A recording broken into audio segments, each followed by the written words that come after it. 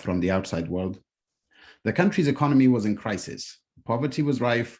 Over half of the population faced the risk of hunger and malnutrition.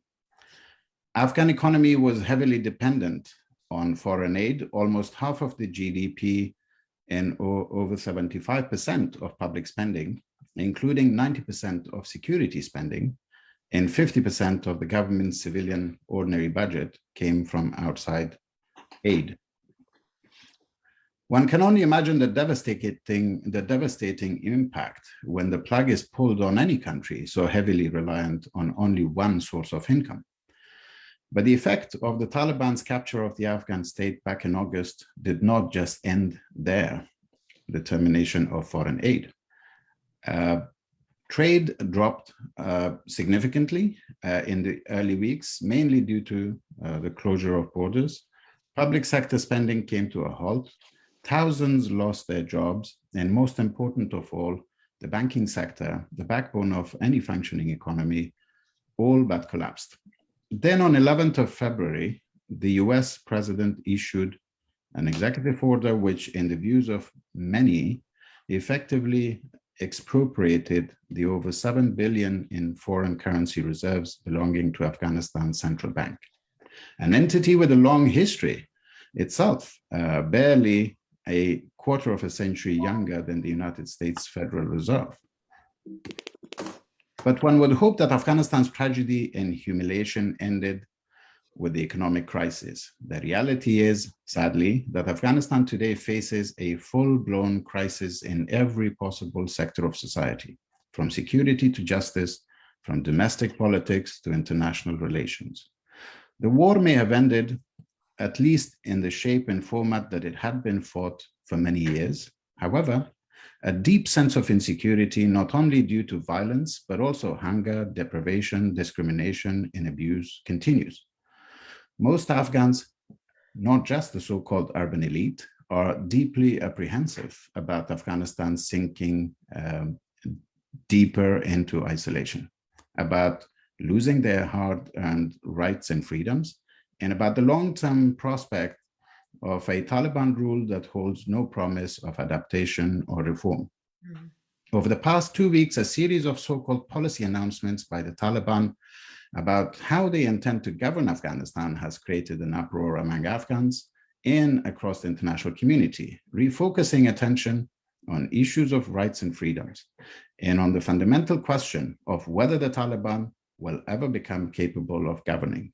The answer to this question must be sought not in the words, but in the actions of the Taliban regime.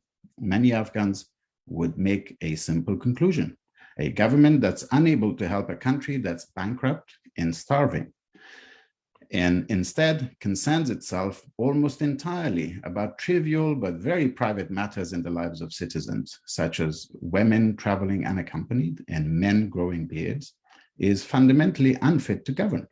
It is yet to be seen what conclusion would the outside world draw from this. The outside world remains divided and now also distracted by the war in Ukraine. It is with this grim backdrop in mind that the Heart of Asia Society today is pleased to host this event with an expert panel to discuss the economic crisis. This event is part of the series of public discussions on Afghanistan and the Heart of Asia, now and beyond. I am Javed Ludin, co-founder and president of the Heart of Asia Society, and it's my pleasure to be moderating today's discussion. We are pleased by the large and wide audience we have for today's event, from Japan to the US and places in between. And we're grateful to our panel of experts who have joined us today. Back in January this year, Said Ishaq Alawi, who I'm delighted to say is a senior associate at HAS, authored a paper entitled Afghanistan's Financial Sector, Uncertainty and Challenges, which focused on the current state of affairs at the Afghanistan Central Bank, DAB. So at the start of our conversation, I will invite Dr. Alawi to share key findings of his paper and discuss DAB's current situation. I saw today, incidentally, that the central bank held a photo exhibition in Kabul, ostensibly as a protest against the US government's decision concerning the frozen assets. So I guess when a central bank is not able to do what the central bank does, it starts organizing exhibitions. I guess the protest is also a sign that any discussions with the outside world that could have alleviated the woes of the central bank and the financial sector as a whole are probably now dead in water after what happened in the last 2 weeks and the mysterious meeting that took place in Kandahar in its consequences. Hopefully in our discussion today, we will uncover some or attempt to uncover some of those mysteries. By way of an introduction, Mr. Alawi worked for DAB as policy advisor to the bank governor and later as director general for monetary policy over a period of 8 years from 2010 to 2018. He also worked for a period for the International Monetary Fund as advisor to executive director for Afghanistan and a host of other countries. Thank you for joining us, Alawi Saib. Our two other distinguished speakers hardly need any introduction, as they have worked on and in Afghanistan for many years and are widely published authors. Bill Bird is a development economist, a former World Bank country manager for Afghanistan, and currently affiliated with the United States Institute of Peace. Dr. Bird's publications include 6 books on China and numerous articles on Afghanistan, focusing on economic development, public finance management, economic cooperation in the region, and so on. Dr. Bird's writing was probably the most comprehensive explanation of the Central Reserve's issue that arose back in February. And I recommend audience to read them if they haven't already. We are pleased to have you on the panel today, Dr. Bird. Thank you. And last but not least, Kate Clark, a well-known award-winning journalist, is currently associated with the Afghanistan Analyst Network as co-director and senior analyst. Her involvement in Afghanistan goes back to 1991 in her work with Afghan refugees in Pakistan and later with her posting as BBC's correspondent in Kabul. At one point during the last Taliban government, she was the only Western journalist in Afghanistan until she was expelled in early 2001, but then returned shortly after. Kate and AAN published an interesting report a few months ago on the changing fortunes of the Taliban, from being an insurgent force with access to significant revenues from taxation across many sectors of economy to a de facto government today. It would be a good opportunity to reflect on some of the findings of that report as well on this panel. Thank you very much for joining us today, Ms. Clark.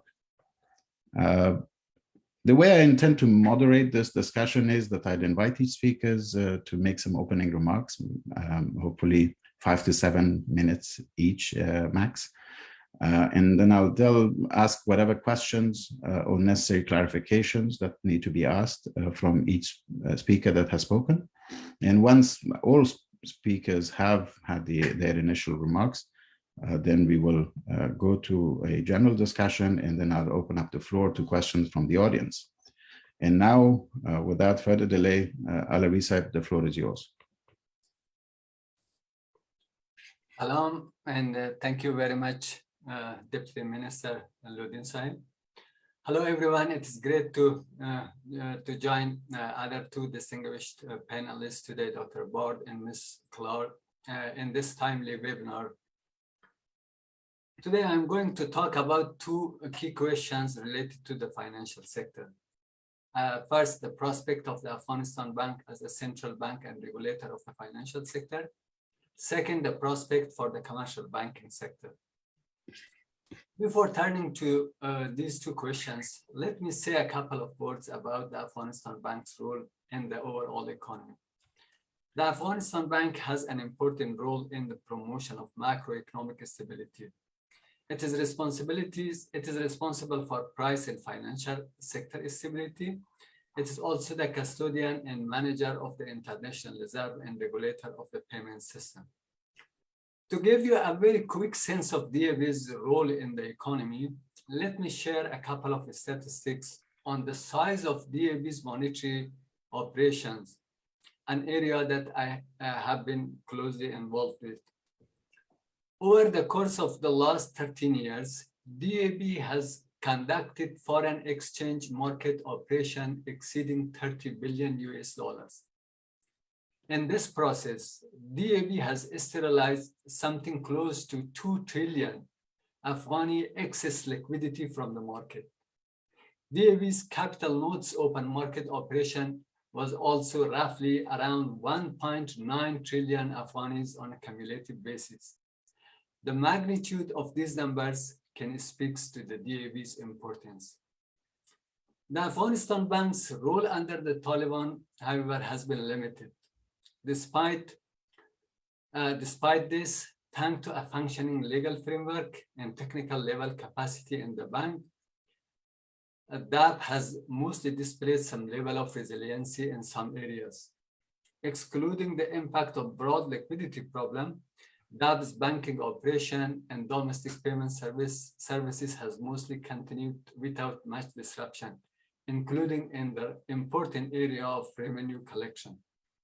However, it looks like DAB has become less relevant to developments in the exchange rate and CPI movements.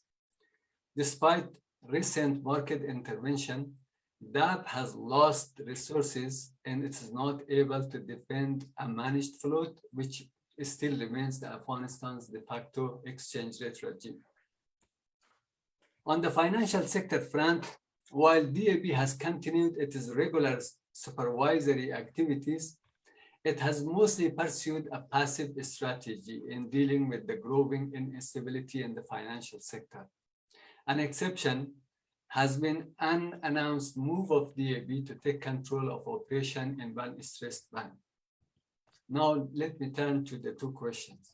First, the prospect for DAB to re-emerge as a full functioning, modern, and professional central bank depends on how it can overcome the following key challenges. First, the challenge of returning to a professional fit and proper management and retaining technically qualified but demotivated staff now. Two, the challenge of limited policy instruments as DAB has lost most of its firepower.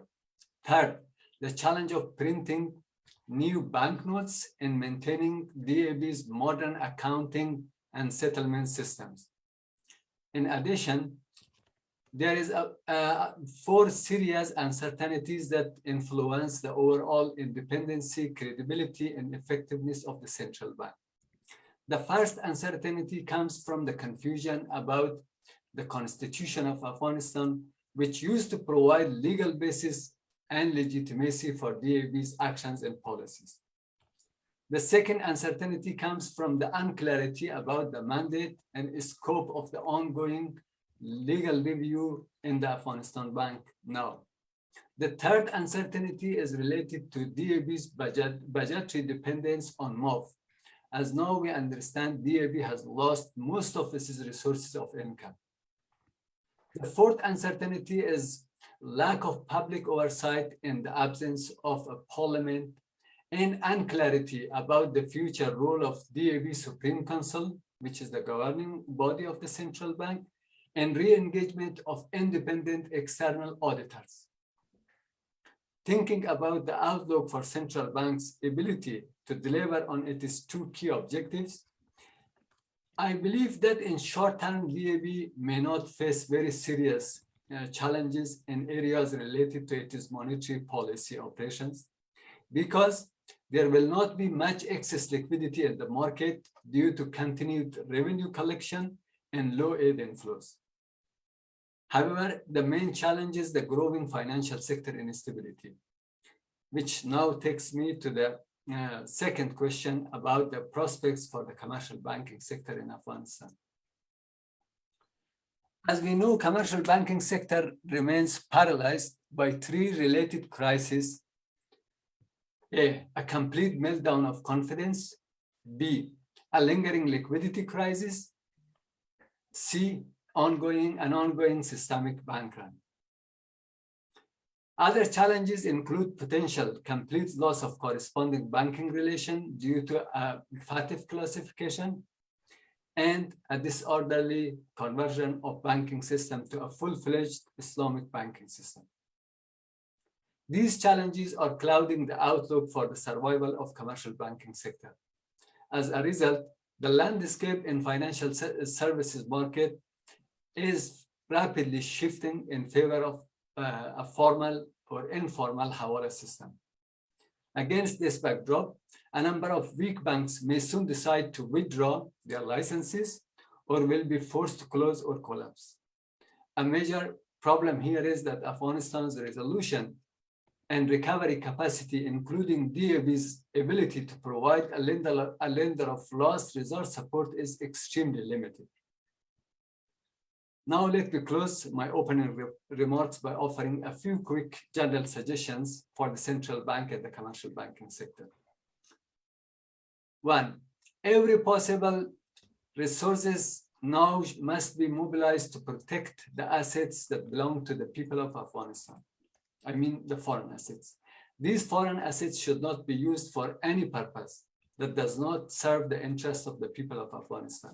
Even if the funds are not immediately released, this will have important impact on the long-term confidence in the national currency and the banking sector. Two, there is an urgent need now for a strategy for a realistic financial sector stabilization and recovery. The strategy should focus on prioritizing the following. First, restoring the Afghanistan bank's institutional autonomy as a professional modern central bank, including having a fit and proper governance and management in place. Two, avoiding a hasty change in the legal framework and a rushed conversion of the banking system to a full-fledged Islamic system. Three, discouraging the use of non-market measures to influence commercial banks in exchange rate markets. And finally, developing a plan for an orderly consolidation of the banking sector, as Afghanistan does not need and cannot handle the current number of banks. Let me stop here. Thank you. Well, thank you very much. Alawi Saib, that's very concise and an excellent presentation. I just had a couple of follow-up questions. One would be quickly to tell us how realistic is, and it's part of your assessment of one of its fundamental challenges at DAB, but also one of your recommendations is about ensuring independence and governance at central bank. But how realistic is that the Taliban will allow that? Will they, for example, just simply, if I may just simply ask, will they allow the Supreme Council to even meet and make a decision? Even if presumably they were able to meet. Do you think that's realistic? And I think when we are talking about realistic, the other question was also along the same line of how realistic these other things are. Like how realistic is your expectation that the Taliban will delay conversion to Islamic banking, for example, because obviously a deeply ideological regime is in power and frankly have absolutely no notion of how these things are. The only thing they know is that there is such a thing as Islamic banking and therefore it should be done. So how realistic are these things? And I also had a follow-up question, which, if we have time, I'll ask you. But yeah, this whole, if you can comment on these. Thank you. These are very important questions. First, on the improvement in the governance, I think it is not that difficult to have some professional, independent, qualified, fit and proper, with good reputation management. And we have already a governing body, the old Supreme Council is there. They have not been meeting for over the past 7 months. But what I understand that a letter has been circulated to the DAB departments informing them about an upcoming Supreme Council. But the key test here is one thing. One of the members of the Supreme Council is a female member. Will she be allowed or encouraged to participate, or she will be discouraged to participate? That is a minor issue, but again, it is a test for the central bank. Then again, the central bank's current management, I mean, it is something that it is important for the banking sector as a whole. It is one criteria to have proper and fit. It is very specific term with the definitions.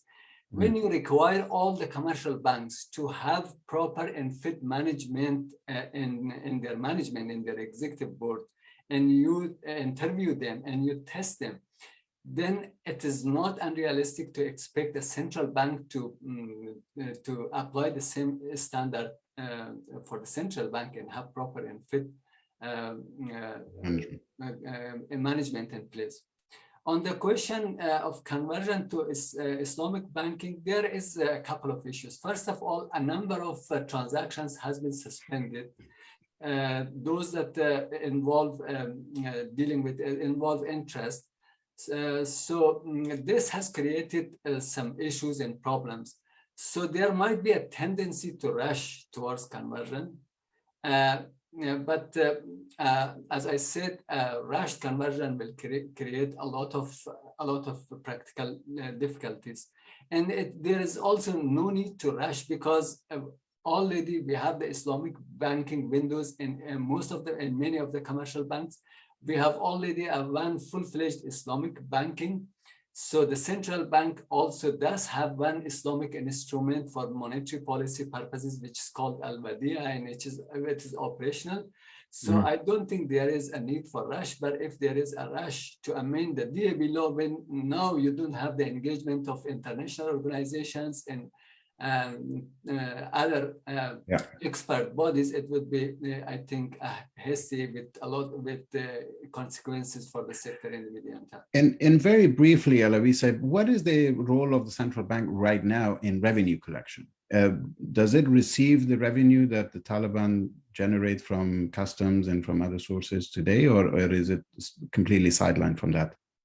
No, the central bank plays a very crucial role. The revenue collection is very strong, and the central bank collects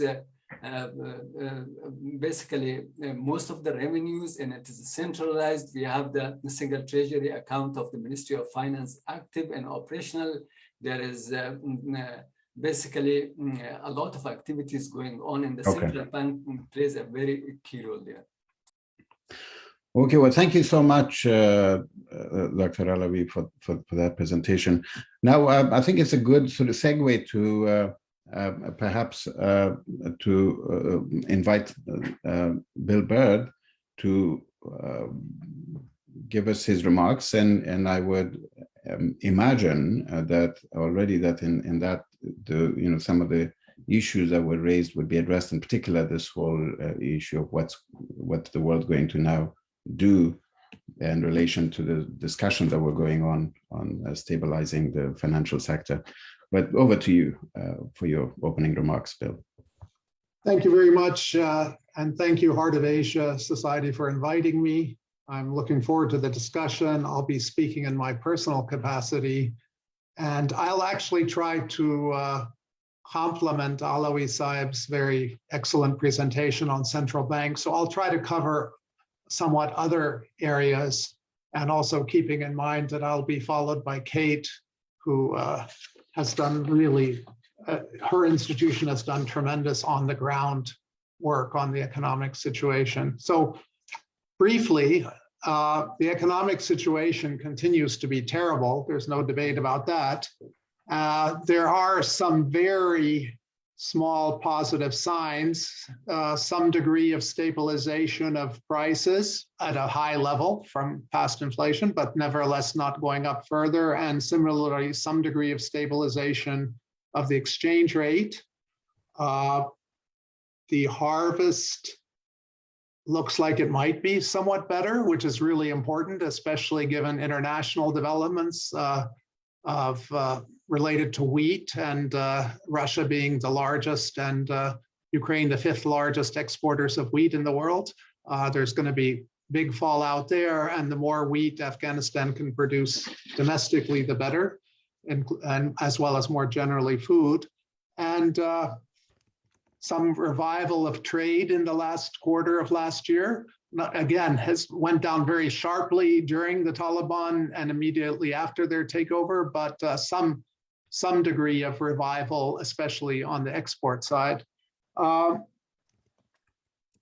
the Taliban are collecting significant customs revenues and some other revenues. And this is well documented. And while they're lower than in the past, they're not as low as might be expected given the economic implosion that's been going on. And as we know, the Taliban produced a 3-month budget, and promised to produce by Nowruz a 1-year budget. We haven't seen that. There are a lot of issues on the budget and to some extent on revenue collection that I could get into in the discussion. But there's absolutely no grounds for complacency. People are dying. The economy remains extremely weak. And in terms of production and GDP, especially the urban economy remains in free fall. There are all sorts of problems which I won't go into because Mr. Alawi already discussed, but in terms of banking, finance, liquidity, continuing blockages of international financial transfers, even though the US on February 25th clarified that none of the sanctions apply to the Afghan government per se, nor to any government agencies, nor to any bank, Afghan bank, private or public. Still, one might say it's not sanctions, but fear of sanctions that is grossly inhibiting normal international transactions. One other point I'd like to raise is the sustainability of, to whatever degree the situation has marginally stabilized or is not falling down so fast, the sustainability of the large amounts of humanitarian aid that have been pouring into the country is very much in doubt. Afghanistan, just 2 months ago, Afghanistan was the biggest humanitarian aid request in the world. But with the war in Ukraine, it's now very much dwarfed by Ukraine. And I'm also concerned that the atmosphere for humanitarian aid was rather worsened by the Taliban decision on girls' secondary education. If donors, which I suspect may be the case, were looking for an excuse or a justification as to why their aid is going down,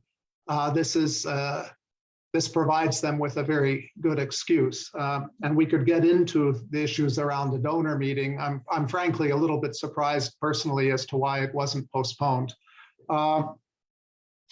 Quickly on the economic management, and I'll just highlight a few points to try to complement what Mr. Alawi said. We have to keep in mind this was a relative success story almost throughout the past 20 years, despite some deterioration in DAB and in the Ministry of Finance during the last months of the Ghani regime.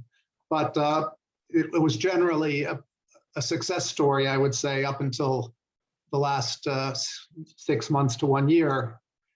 But this is really critical. And I would second the points made earlier about technocratic governance. And I would also distinguish, there's a difference between independence and just having technocratic management and policies in place for more technocratic areas. In other words, the degree of independence of central banks, including in the US, it's kind of, I would say, mixed, right? There's a good bit of formal independence. On the other hand, the leaders are appointed by the government and so on and so on. So I would urge that the focus be on having technocratic management and leaderships, including especially in the Ministry of Finance and in the central bank. It would be best if the actual governor and minister were qualified people. If that's not politically possible on the Taliban side, at least very strong cadre of deputies and director generals, technocrat and clear technocratic policy orientation. I realize I may be saying something that seems very unrealistic, but this is the basics of keeping an economy running and avoiding hyperinflation and any number of other problems. So I will stop there. Thank you again. Thank you, Bill, very much for that sort of excellent sort of follow-up to Alawi's presentation on the central bank, and you broadening it to cover the economy in general. I just had a few quick follow-ups. One was, I meant to ask you about factors in your view of why this relative stability has persisted in foreign exchange rate and prices, inflation in general. You did mention that the large flows of humanitarian aid may be one factor, but what do you think are other factors that this has held? And then a couple of other things, but why don't you just comment on this one? Yeah, thank you. No, that's a good question. And I wanted to make clear, and maybe I should make it even more clear, this is not a good stability of any sort. It's in the last probably 2 months or so, the exchange rate has not continued to depreciate. It's already over 100. I'm actually quite amazed that the Afghani is not at 200 or 300 or any size. I mean, when I first was working on Afghanistan and after 2001, when we went to Kabul, the largest note was 10,000 Afghanis and worth 25 cents. So there's still a lot of room to fall further. Why do you think that has been the case? The food coming in, I think, is critically important for food prices. And there's also been some cash shipments into the commercial banking sector on the order, I would guess, of definitely tens of millions of dollars per month, or probably more than that. I don't have the exact numbers. So some of these things have had some degree of stabilization, but the real point, the most important point I would make is this is stability at below the subsistence level for probably most Afghans, according to UN and also recent World Bank survey data. So this is not a good form of stability, and people can starve even if the prices have stopped going up and the exchange rate has stopped depreciating. And what do you think is likely we will see a free fall, the one that you think was expected to happen anytime in the very near future? I'm glad you raised that again, because it also brings up a point I forgot. You have also a shortage of Afghani banknotes, as Alawi Saib knows very well. And exactly. So the idea that the exchange rate is somewhat stable because people don't have either Afghanis or dollars, that's a different thing. And in fact, with my economist hat on, we're somehow in the possible realm of Keynesian types of quantity adjustments, i.e. people's incomes going down below the subsistence level. And even if prices are not changing and prices are not adjusting because people don't have a whole bunch of Afghani banknotes and reportedly they're wearing out rapidly. And this, I would add, is one more cost of the Taliban decision, because meetings between the US government and the Taliban over the banknotes issue, among other things, were canceled after that decision. Very interesting, a rich field for economists, I believe, to look at. But quickly on the budget, do you think there is a credible, the Taliban may say they will come up with a budget now or later, but is there a public finance management process there that could make any budget credible? Well, they did produce a budget, which I think for 3 months, which surprised some people.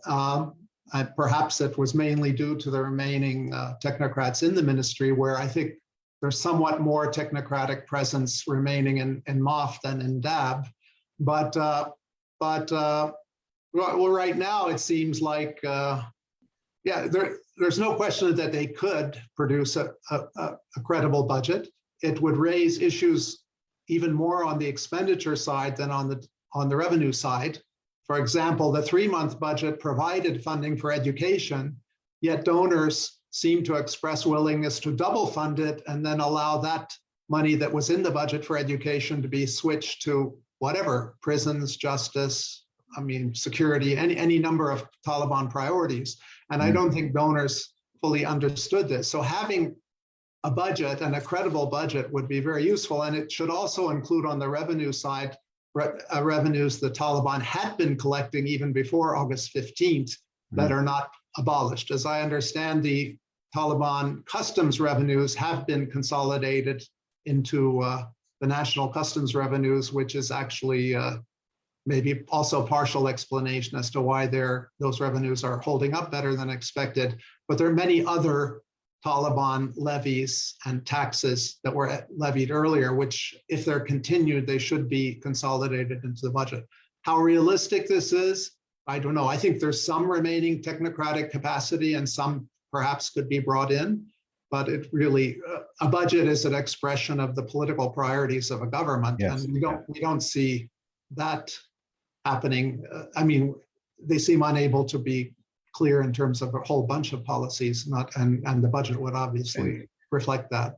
Indeed. And finally, one quick question on the donor conference tomorrow. What do you expect is going to happen? The recent pronouncements by the Taliban are going to be high on everybody's mind.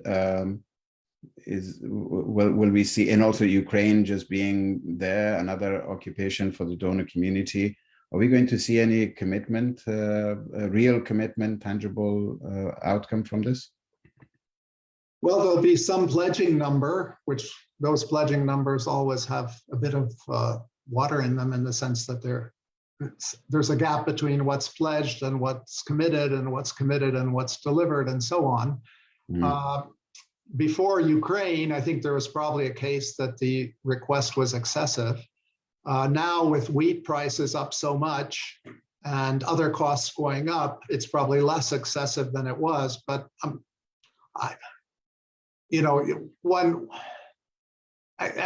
it's hard to read the signals. If it comes, let's say, to over half of what was requested, is that a good sign, or will the Taliban then treat that as sort of in their pockets and not make any concessions? And this is where I think, by tying all this to education so closely and then not postponing the donor meeting, the donors have got themselves in a big bit of muddle. I expect any huge amount of verbal protests and discussion and hair-wringing over it. We'll see what the amounts are. I think even before the education decision and before the Ukraine war, it was expected that the 4.4 billion would be underachieved. And I think that's even more true now. Yeah. Well, thank you very much, Dr. Bird, for that excellent presentation. Finally, Kate, you are an avid observer of all of these things. You've written very interesting pieces on the economy, as well as, not to mention other things as well.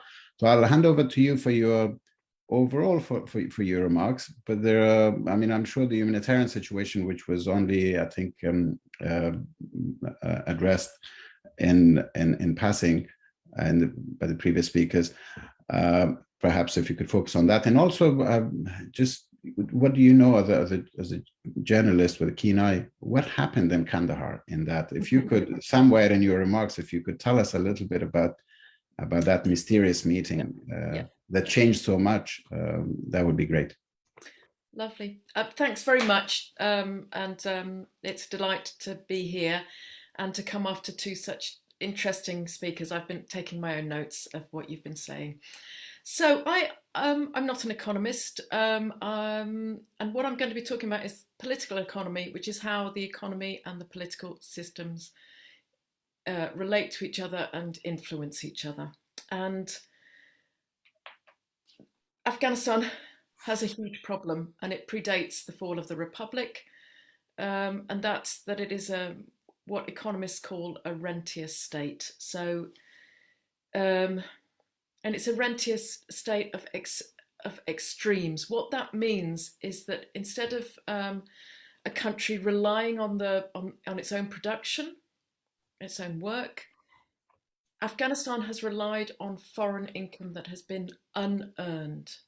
So Afghanistan has had income not because of anything Afghans have done or risks they've taken, but because they've received it. So that's not only civilian aid, also military support, and also the money that the foreign armies spent in Afghanistan. And together, all of those practically disappeared overnight in August 2021. Huge amounts of money have flown into Afghanistan or flowed into Afghanistan. And that has set up certain dynamics in the country which were deeply detrimental, even at the time. So, for example, such money tends to mean that domestic production is really difficult. It's overpriced, rents go up, wages go up. A country can't compete with its neighbours. And we saw, for example, remember all the Pakistani labourers that came into Afghanistan for the good wages? One of the outcomes of that was Afghanistan has been importing, I think it's 7 times as many imports by value than exports. And that gap was paid for by aid. And this is medicine, this is food, staples, wheat, rice. So I think between about 25 and 40% of rice every year is imported. Wheat. 27% of rice. Clothes, household goods, electricity, power, it's all imported. And the money that was used to pay for that has gone in large degree. But there are also other well-known dynamic setups. So imagine if you're in a country where people are taxed, then they demand things from their government. Even if it's an authoritarian government, there's still some sort of relationship between the taxpayers and the people that they govern. And typically, you will find that that generates moves towards calls for democracy and calls for representative government, pretty well missing over the last 20 years. And it's one of the reasons why all those institutions that were set up, apparently democratic institutions, basically didn't really work to hold the executive to account. So we had elections that were flawed at the very least.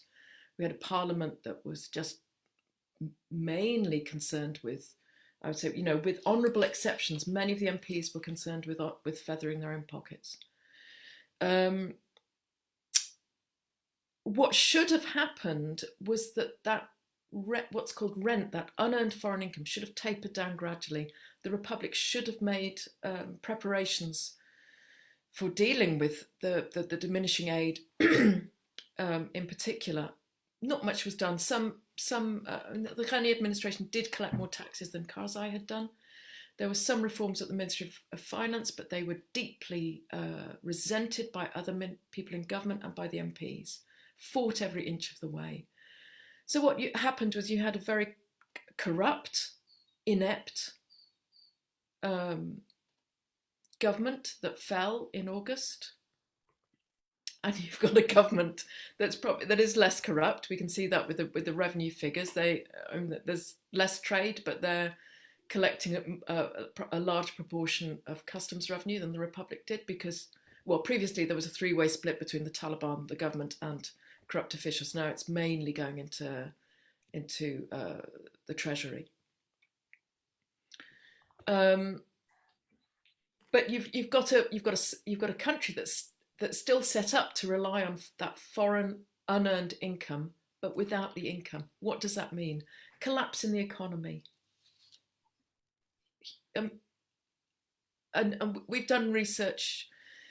It's qualitative. It's looking at the household, experiences of people across the country, and it's pretty well dire throughout. Whether you were already struggling, you were landless, living in rural areas, we spoke to people who hadn't had any income really for months. We've spoke to people in urban areas who went from 4 salaries to none. We spoke to business people who are trying to sell their assets because they can't get the inputs they need, imported inputs, so they can't get credit. Pretty well wherever you look, clearly there are people making some money, or we wouldn't have reports of Taliban taking second and third wives. But for most Afghans, there's been a huge drop in income. And what we do see, of course, is that very strong sense of solidarity among Afghans, which always astonishes, with people, even with a small amount of money, seeking to help their neighbours or poorer relations. But that sense of solidarity, there are limits to that. And we see people who just can't help the people that they used to help. I think for the Taliban, it must be a huge disappointment that this beautiful, rich prize, the Afghan state, in taking it, they made the state less rich. The income is down. as an insurgent group. They were also a rentier insurgent group because they were benefiting from that largesse in terms of taxing people, taxing customs, taking protection money from businesses, from the American military when they were running big operations. And we do see one of the problems, I'd say, so far the corruption hasn't been half as bad as during the Republic, but where there has been a lot of intra-Taliban competition, occasionally clashes over posts, over money, over resources. So I think that those are, what was the prize of the jihad? It was getting control of the Afghan state, but the state's much less lucrative than those fighters and soldiers and leaders were hoping for. I'll just say a little bit about what could happen now, and I'm actually very increasingly pessimistic, I would say. Yes, we hope for good rains. The good rains and snowfall means that at least farmers can get a decent crop this year. That's my main hope for this year. We hope for some peace dividend in terms of no front lines, no bomb, or relative lack of violence, at least in terms of military violence. I know there are, continuing detentions, beatings of people, torture, threats. So the violence hasn't gone away. I would say it's a frozen conflict, the conflict isn't over. But for now, at least, farmers should be able to get their crops in the ground, to irrigate, all those things that were problematic last year. But beyond that, where are the solutions? I mean, something like, and I think there's problems on both sides. Clearly for the donors, there are political problems with working with the Taliban that predate August. The sanctions are there. They were against an armed opposition group. They're now against either the government or significant members of the government. The donors come up with workarounds. For example, trying to get an independent central bank, but that relies on the Taliban cooperating. And after the last 2 weeks, I'm less hopeful that we will see the Taliban the leadership of the Taliban will recognise the need to be somewhat pragmatic if it's to get some help, some to free up the economic system. And remember that the Taliban are Afghans, so they really should be considering first of all the welfare of their own people. This is not to do with keeping donors happy for the sake of keeping donors happy. This is an issue of what do you do? What compromises do you make on behalf of your own people? And I'm much less I'm much less hopeful that will happen. And what we are left with is humanitarian aid. So this is what the donors can do without making compromises in terms of dealing with the government that they don't like, they don't support, and any aid, of course, there's always a problem with fungibility of giving aid and then that money being used for other sectors. So, for example, education. There's a good budget line for education. If the donors pay for that, what does the money go on?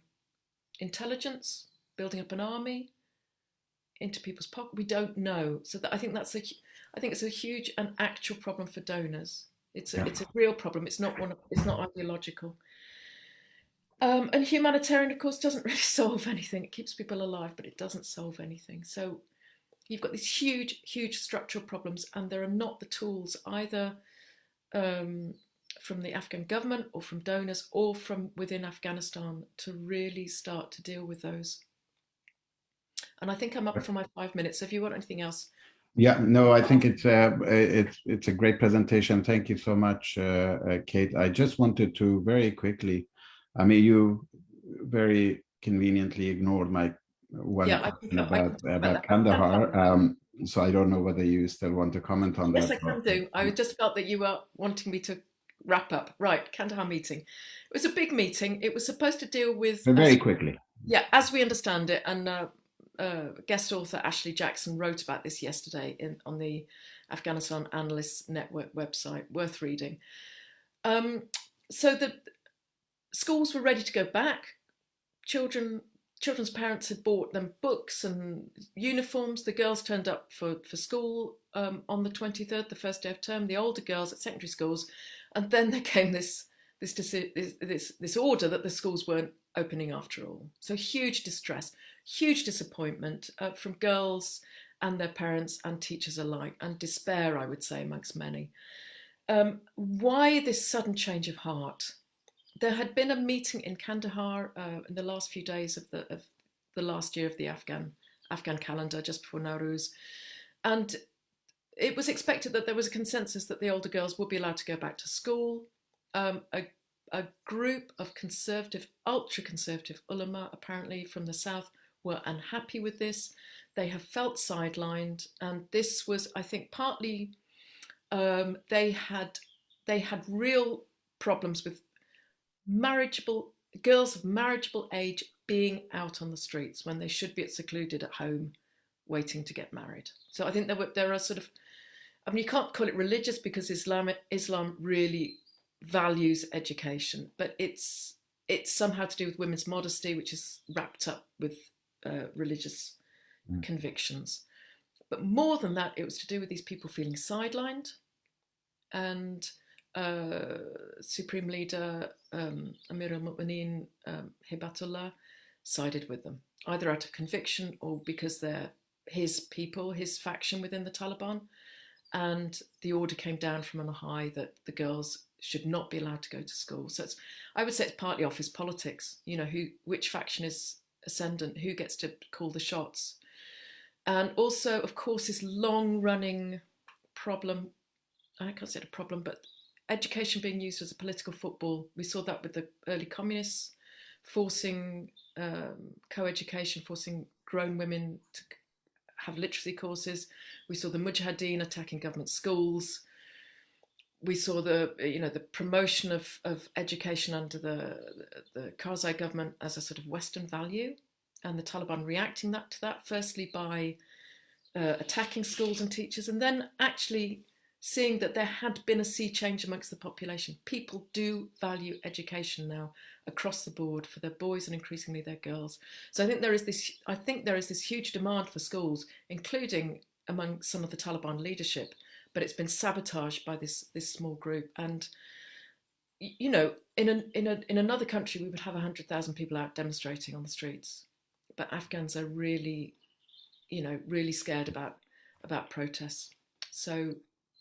Kate, one quick follow-up, if I may, is, and we've got a lot of questions already from the audience, so we better wrap up soon. But first of all, you did, even though you said you were not optimistic, but I think even expecting that the Taliban, especially somebody like yourself, who's known Taliban probably longer than many other foreigners involved in Afghanistan have done, from their previous time, to expect that they would be pragmatic and put the interests of the people first was probably one of the most optimistic things one can do in your place.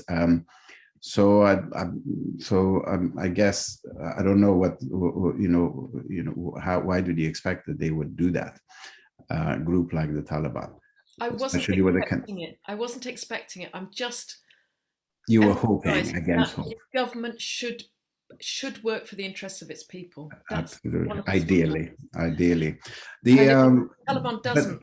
There's a real problem there. But I think the real follow-up question I wanted to ask was on corruption. So how do you see? You did write in I think in one particular aspect.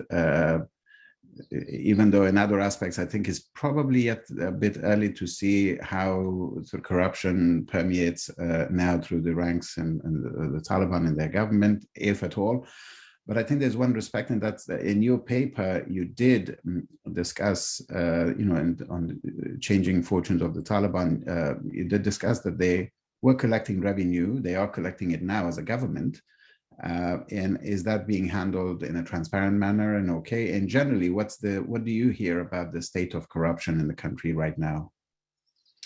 I'd say it's much better than during the Republic, and probably not as good as during the First Emirate. And so corrupt, yeah. So yeah, okay, that would be my hunch. what I would watch out for is disputes over border posts, customs, mines, appointments, because the Taliban have always been a pretty good at commanding, well, I would say actually very good at command and control relative to other groups. And those sort of the thing about the girls' education was it seemed to show disarray at the top.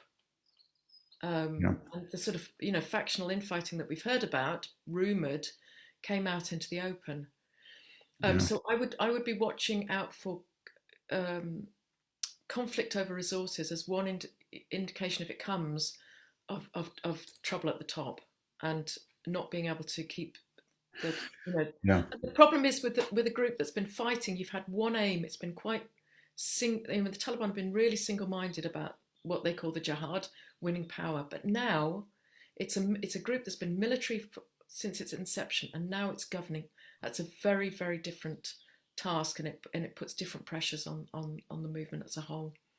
Yes. Yeah. Well, thank you so much, Kate, for that presentation. Let's just go to questions, and there's a lot of comments as well as questions. Unemployment and poverty being very high, not only in urban areas but also in rural areas. On the DAB, there's a lot of questions and comments. There's one question about the fact that the Taliban may be printing their own currency with help of a Pakistani company. Does anyone know about this and whether this is happening or not? Then I think there is also something that perhaps Kate, that you may address, or Bill, is a question from Dr. Barnett Rubin about famine, the fact that the WFP has been warning of famine that might affect or kill up to 1 million people in Afghanistan. And is there so, and that was the warning, but then nothing. And this also not this WFP. I think generally the UN has been saying that after what was a bad winter, nonetheless some of these predictions did not come through. Why was that the case? So perhaps you can address it. Both of you can address that. And then there is this question about private the private sector and what's the state of the private sector right now. So could I go to maybe Bill first? Choose any of these points. I will go through others of them and raise them, but while I do that, why don't you comment on some of these things that were raised? And then Kate, and then Dr. Alawi. Thanks. Yes, a couple of quick points. First, I just wanted to reinforce Kate's point, but also point out that it's nothing new in Afghanistan about being a rentier state. Since 1747, whether pillaging the subcontinent, getting subsidies from the British, or being the largest per capita recipient of aid during the Cold War in the world, Afghanistan has had that tendency for a long time, and it did peak in the last 20 years, as Kate said. I would just also highlight the times when Afghanistan was not a rentier state, most recently in the 1990s, tended not to be very good for Afghanistan. And I'm concerned that we're moving into a situation like that now. So the point on rentier state is you have to gradually ease that dependence. It didn't happen for a variety of reasons, and I would also blame the surge for interrupting any and grossly increasing dependency for a while. So I wanted to bring that point on the questions, and famine is a loaded term, but as a person who used it, I would still stand by that. We measure famines by excess mortality, and for example, the Chinese Great Leap Forward famine is widely considered to have caused 25 million deaths. That's not actually 25 million people starving to death, although there were many in that case, but it's what amount of excess mortality could be measured in a system that actually had better statistics, even if not public. I think we're never going to really know in Afghanistan, but the signs both in the World Bank survey, which I think is a little more reliable, and also in UN data, is that many, many people, nearly half, have reduced the number of meals per day. Over half have reduced the quality of their food. This is going to have effects, particularly on children. So whether it gets to 1 million or whether it's just quote unquote only in the hundreds of thousands and with long-term effects on the health of people going through malnutrition, I think that's sort of an empty question. I was actually surprised how the UN was talking about how the situation turned out better due to aid. We're actually still in the lean season. Until the next harvest comes in, I think there's a lot of danger.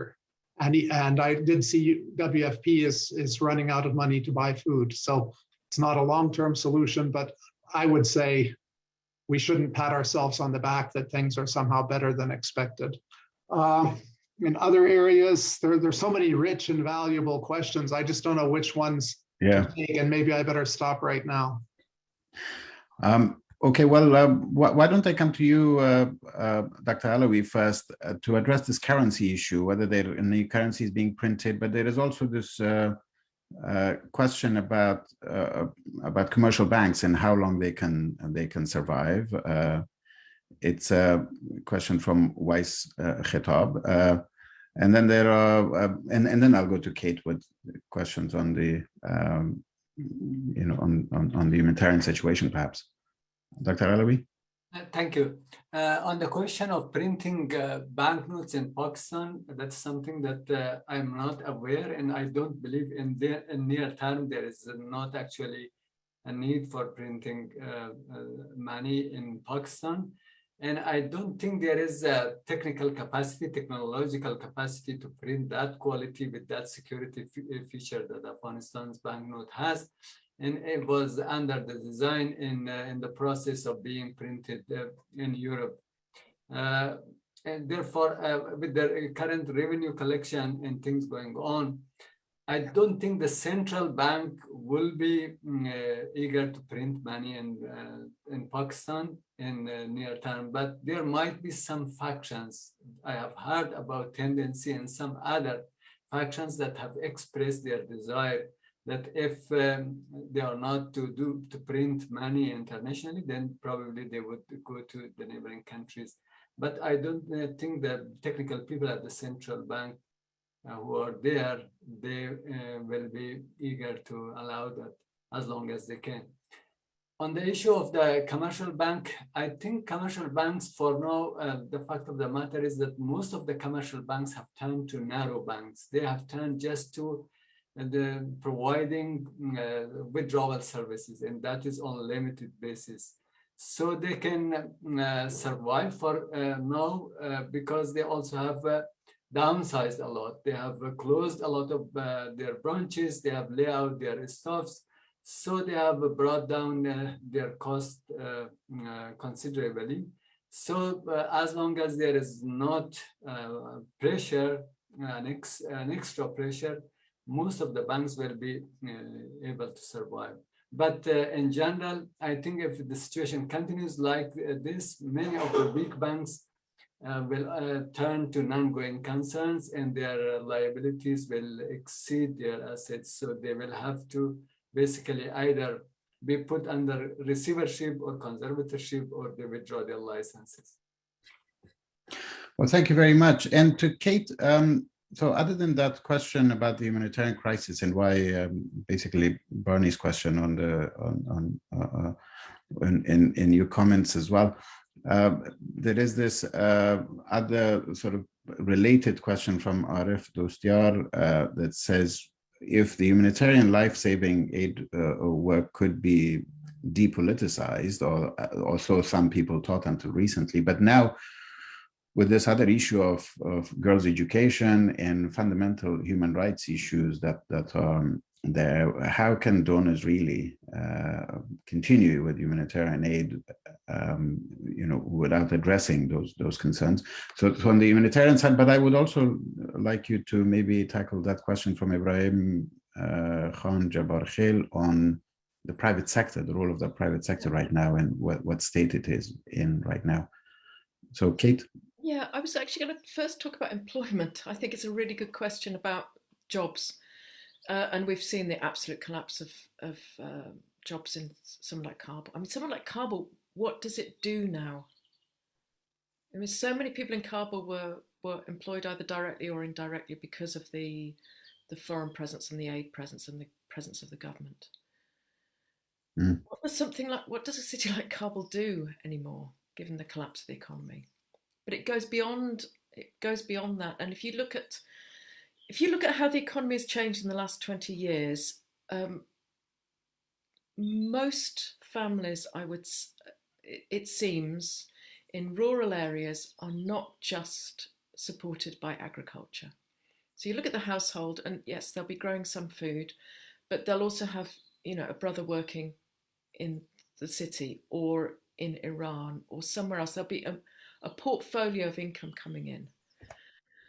So if I think about the difference between now and the 1990s, Afghanistan had a much smaller population then. I mean, it was Afghans were really poor, but they're poor in a different way now because there isn't the land to support everyone.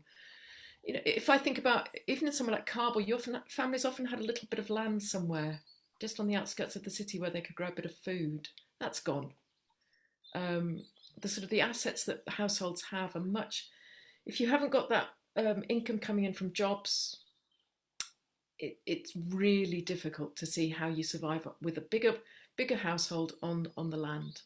And so the drought has been absolutely devastating for the rural economy, and hopefully we'll get a better harvest this year. But the fact that the money coming in had supported jobs throughout the country, many of those jobs have now gone, is critical, not just for urban households. And the private sector, I think one of the I just have stories from the private sector. So, for example, the people who do have going concerns but can't get electricity, the people who do have going concerns but can't get inputs, can't get credit, can't get imported inputs. We spoke to someone who was making very, very cheap plastic shoes, for which there is still a market because they're so cheap, and he can't actually make the shoes to sell. So I think there are real. It's probably something that Ishaq Alavi can talk about. Is the cash crisis, and it's not just a banking crisis, but everything else. Getting the oil of the economy is not there. The oil of the real economy, I would say, not just the aid economy, which makes a really border closures. The problems facing Afghan business people and farmers have been just from all sides. From all sides. Okay, great. Well, thank you so much. And another maybe round of questions, and then I note that the Bill will be leaving us in about, well, we still have time, in about 10 minutes. So I will perhaps go to him for some of the other questions, and then we will carry on. The rest of us will carry on while Bill may be leaving. So this one is this question about from Paul Fishstein on this issue that Dr. Alawi raised on conversion of the banking system to Islamic banking. Can the two system really, has it worked anywhere? But in the context of Afghanistan, can they be reconciled in any way? And can that transact really, is it practical? Has any other country done that, to convert in a short time to a different system? And then I think an important question is raised by Mirwais Sadat. This is the second question for you, Bill. And that's on conditionality. Would it help if donors tomorrow in this conference put strict conditionality on Taliban behavior for continuation of aid. What was the pros and cons of conditionality? And I think there is only one person in this today discussion that probably is the best qualified to answer this other question from another participant on China. What is China's position currently on what's going on in Afghanistan? And finally, an interesting question from my colleague and friend Harun Rahimi, who says a lot is being said on sanctions and the impact on DAB, but what about the other side, that with the Taliban being in charge, and if it was a fully functioning bank, the risks of all the issues of counterterrorism financing, money laundering, and other international legal systems that could be the issues that could be thrown up by the Taliban being in charge of a banking system in a country that's connected with the rest of the world. So in case those 4 questions are not enough, then here is one other question that I would seriously like you, and perhaps later on when I'll ask the other two participants or 2 speakers as well. What do you really see? I mean, what the way things are going, and we've had the experience of Taliban once before in the 90s when Afghanistan was not really an economy to speak of. It was just basically a backwater. It was a geography without a political economy, and a completely isolated place. So are we really heading back to that? And how, in 3 years' time, where do you think the Afghan economy will be? So sorry to bombard you, Bill, but I suppose as part of your, a tax you pay for leaving early, this is what it is. Thank you, and I'm really sorry that I do have for a prior appointment. I do have to leave soon. Yeah, I think you better watch out because the questions are increasing much faster than the answers, and this is going to become an exponential problem for the other panelists, I think. Some of them, let me quickly talk about one issue which was raised that you didn't mention, that was on revenue. Yes, the weekly revenue figures are no longer made public, but the World Bank and others have access to them. So the revenue, I think, is reasonably reliable in terms of the amount of revenue being collected. I think the big problem on the budget is the expenditure side, where we don't have any information on past levels of expenditure, just the 3-month budget expenditure targets, and we should have a 1-year budget soon. On the broader anti-money laundering and countering financing of terrorism, yeah, this is a problem that is also cited as excuse by foreign banks and all that. But I would just like to highlight what is the net result of this, that the foreign banks and the Afghan commercial banks don't work. So the net result of this is putting it into the hawala market, and the aid agencies and others are freely allowed to use the hawala market. So by being very strict on the anti-money laundering and countering financing of terrorism, they're actually pushing donors and others into the hawala market, which that really, frankly, doesn't make much sense because there are risks associated with the hawala market too. And so I would just highlight that I think it's sometimes overemphasized and with perverse results. On China, yes, China and other regional countries, I would just highlight that the history of the last 20 years is that regional countries haven't contributed. And interestingly, there's no sign of any regional countries stepping up in any significant way to support the Taliban. They must be deeply disappointed. Not even the money that, say, Pakistan and other Taliban donors were providing to the war effort, that's not even being shifted to provide the Taliban with a peace dividend, as far as I can see. At least I haven't heard anything that those monies are being shifted to help support the Taliban budget. Clearly, China is interested in the natural resources. It would be ridiculous to, we could talk more about that, but it's a subject of its own right. But the natural resources will be for the benefit of China if it happens, and not for the benefit of Afghanistan.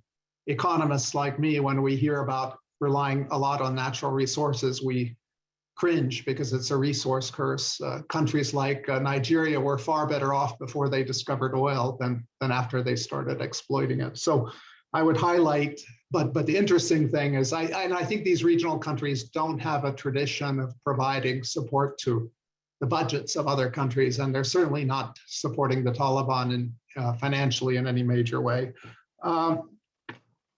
There was also a question, I believe, on remittances, and these are going to be important and a saving grace, and hopefully they will continue to flow. That's what enabled Afghanistan to survive, Afghans to survive without large-scale starvation in the 90s. There was a lot of workers and immigrants to Pakistan and elsewhere, in Iran and elsewhere, that sent back remittances and were an important safety valve.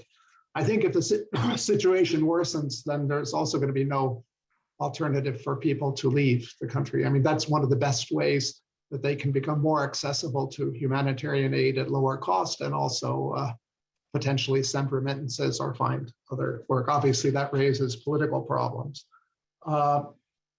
Conditionality is a big issue. It doesn't work when the government of a country doesn't care about the people, right? I mean, that's basically, I think, was Kate's point. And so you haven't seen any indications of alarm on the Taliban side about starvation or famine or people suffering. At least nothing that would suggest that they would be more responsive to conditionality. And so this is a problem. It has a very mixed record. In the 1990s, actually, the Taliban did ban opium production, probably one of their worst decisions because it weakened them before the post 9/11 intervention. But that's a separate issue. They did respond in the 90s on the counter narcotics, and I think they got burned by that. And they were also expecting recognition then in response to their very successful and effective opium ban. I don't think they'll be as responsive now. Thank you. And Bill, again, thank you so much for letting me participate. Could you also just say, I mean, you have still 2 minutes. At this whole long-term prospect, would you venture into some sort of, your knowledge of Afghanistan, the current trend, just where is Afghanistan economy going to be in 3 years' time? Or is it really going down the drain? Well, actually, thank you. That reminded me of a point I wanted to make, and that the big difference between now and the 1990s, and in addition to what Kate was talking about, there's a lot further to fall now, particularly for urban areas like Kabul. The per capita income has gone up 5 or 6 times since the 1990s, and so it has that much farther to fall. And whether you'll get caught in some kind of low-level equilibrium with many people leaving and others barely surviving, I don't know. That the harvest will be important. In the mid-1990s, there was actually somewhat of an agricultural recovery under the Taliban, and that was destroyed largely by the 1997 to 2000 drought. And I do remember when Karzai came in, and after the Bonn agreement, the rains resumed, and that was probably one of the biggest sources of his credibility after 2001. So maybe it'll be more vulnerable to weather. We just, but right now I can't see much of a positive effect. And in fact, if the appetite for continuing humanitarian aid keeps going down, which I suspect it will, then whether that will force some changes to get the economy again going, I don't know. But I think I was more focused on, and you probably would have to leave, but this is something maybe Kate can address as well. I was more focused on the isolation aspect, because practically the economy is cut off from the rest of the world now. So sorry to interrupt, and then I apologize that I have to leave, but they're exporting hundreds of thousands of tons of chromite to Pakistan and to China. Talc is I think they might be the biggest exporter in the world. Certainly they've replaced China as one of the main exporters of talc. Tons of gems and jewelry, and not to speak about opium and the latest creative discovery of methamphetamines, for which there's a natural, organic source, if you want to call it that, in the mountains of Afghanistan. So I think the connections on the illegal, illicit, and informal economy are as strong as ever, and relatively probably more important now that the formal economy is so much weakened. Again, thank you for letting me participate. Oh, thank you, Bill. Thanks a lot. And you may leave once again. Really appreciate your presence here today and your answers. And I will move quickly to Kate to pick up from where I think Bill has left. Some of those, he referred to some of the questions that were raised already. He picked them up, but I think you, on the conditionality, would be very valuable to get your what do you think if donors come up with strong conditionalities? There is some people pushing back on your point, Kate, on corruption, because you said the corruption was down now, but some say, well, what do you mean when there is absolutely no information, no visibility, no transparency there? There is media is crushed. So how do we know that corruption is down?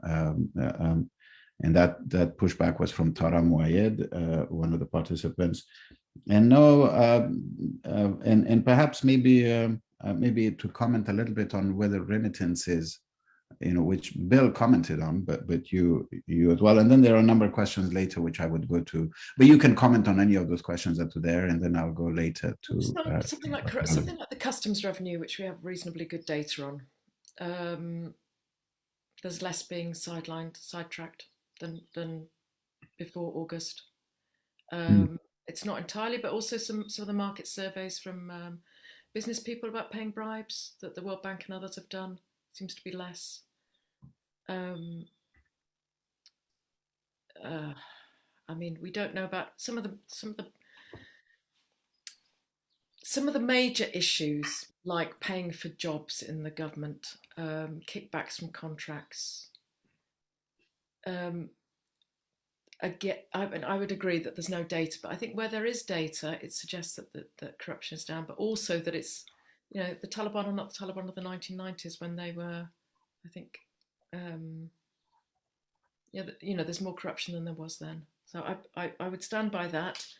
I would also, it's basically a plea for more data, and that applies to, conditions in the country in terms of food, whether people are getting enough to eat, excess deaths, the budget. I think it's what we talked about, conditionality. I think it is one of the things that donors could really insist on much more strongly. Not so much, we will do that if you do that, which is another type of conditionality. But we need to know the money that you're making, that you're raising. If we're going to put money into education, what are your spending aims? And I think that is a real gap in what we know. And on revenue, of course, it's not just the sort of the official taxes. What's happening with the ushur? Everyone we spoke to, after as districts and towns fell to the Taliban in the summer, all of them pretty well said that when the Taliban took control of a district, they took ushur. There are other issues as well of insisting that people feed fighters and put them up. That was another type of, I actually would say, predation on the population. But the ushur, does that go into the central banking system? Maybe Said Alavi knows, but I don't think the revenue that we see on paper is all the revenue that's coming in. And I do think that donors should be thinking about what they fund and what happens if they don't fund, either to the welfare of Afghans, but also to the money that the Taliban would have had to pay on providing services. So I do think it's a key issue. Right. Back to you. Well, thank you so much, Kate. Dr. Alawi,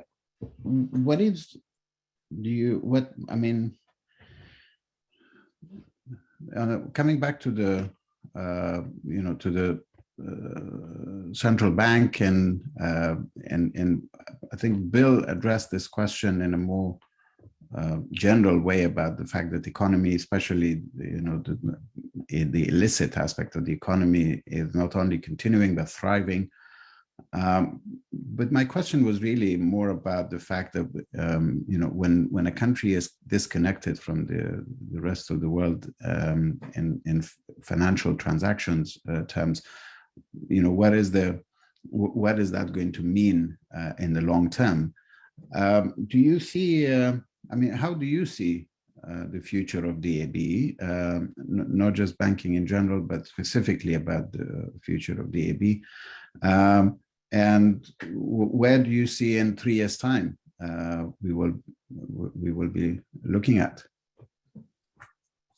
It's an important question. Actually, an important point, as Dr. Bird also mentioned, is the ability to maintain this corresponding banking relation with the outside world.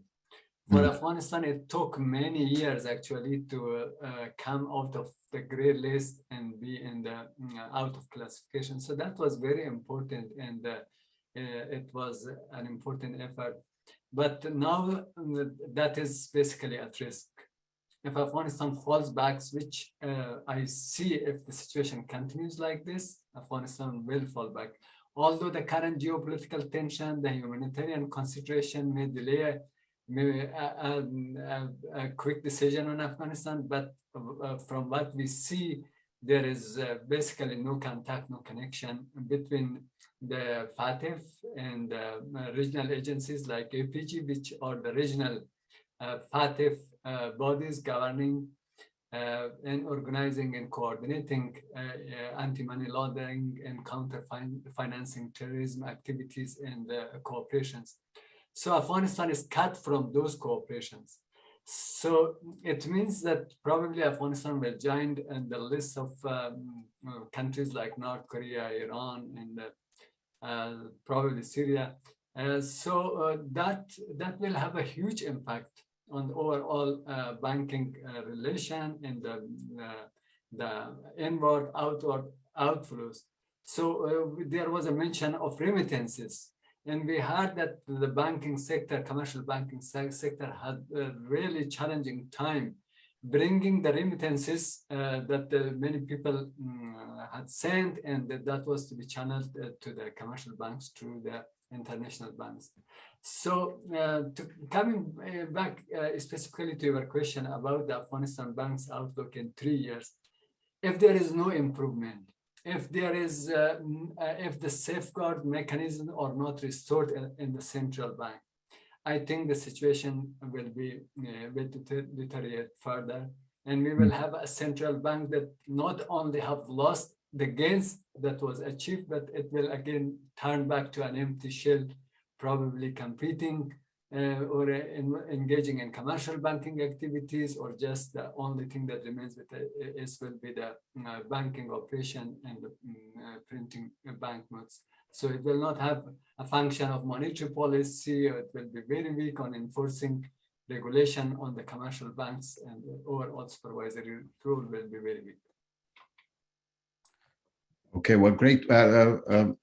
Thank you for that answer. There are a couple of other questions that I probably can answer myself, but either of you would be welcome to comment as well. And they're about, one is from Patrick Fine, saying, are the Taliban going to look to other sources of funding or revenue for themselves, China, Russia, the Gulf states?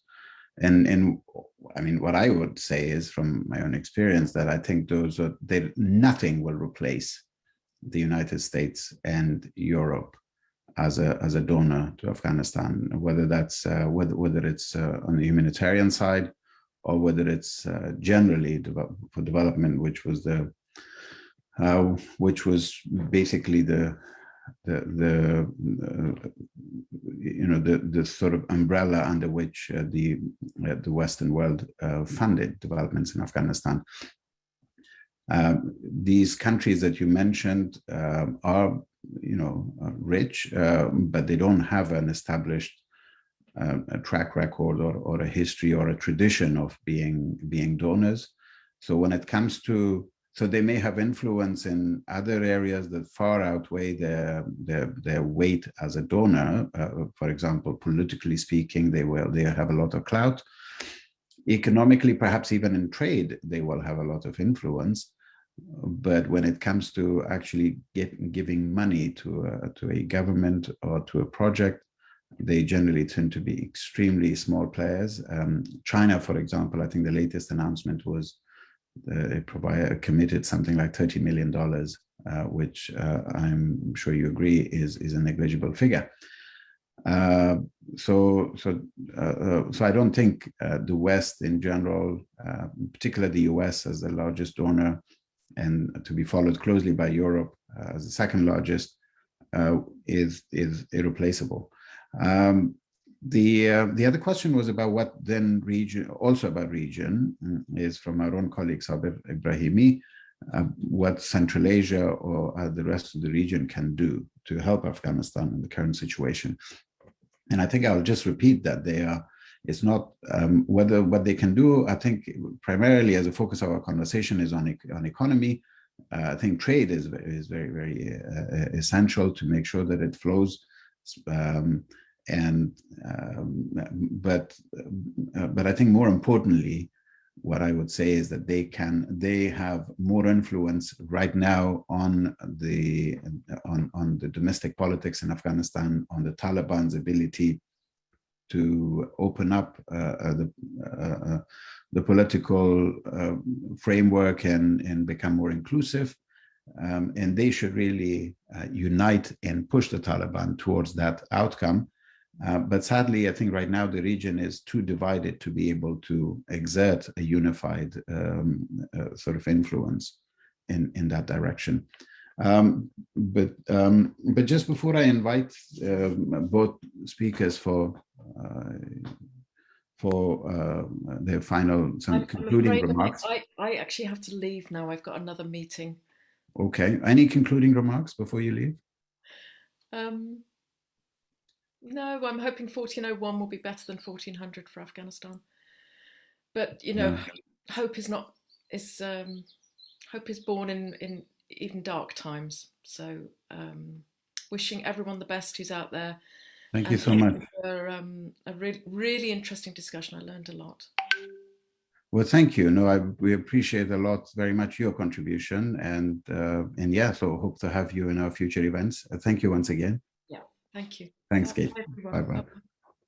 Alawi said, any final concluding remarks? No, Ludin said, thank you very much. Actually, it was a very lively discussion, and we had very good questions. So, just I would appreciate the Heart of Asia for organizing and coordinating this event, and thank the participants for their participation. Thank you. With that, I know that there are a number of the questions are actually still coming, and there were so many more that we did not answer, or I didn't get mention names of people who asked them, and I apologize for that. But I'd like to just say, hopefully, that we will have future opportunities, that we once again focus on economy and perhaps other areas. I wish Afghanistan's challenge was only economy, so we could have really, brought minds together, brought heads together, and found a way out. Sadly, that's not the case. We are in a complex crisis right now.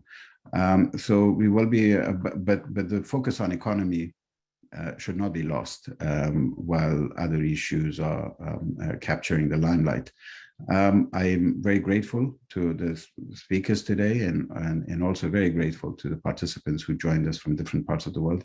Thank you very much, and hope to see you on future events soon. Bye for now.